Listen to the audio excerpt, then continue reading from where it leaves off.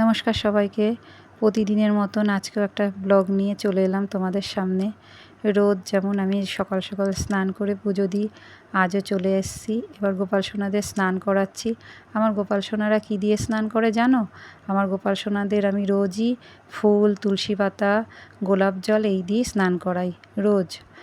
তো দেখো মোছানো হয়ে গেল আমার দুই গোপাল সোনাদেরই। তারপরে জামা পরিয়ে সুন্দর করে সাজিয়ে গুছিয়ে ফুল টুল দিয়ে আমার সব ঠাকুরদেরই গোছানো হয়ে গেল।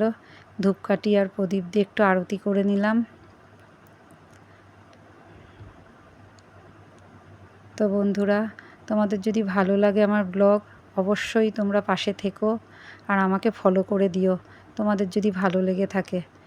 তো প্রতিদিনের যেমন কাজ থাকে মানুষের, সকাল সকাল পুজোটা দিলে এমনিই মনটা ভালো হয়ে যায়।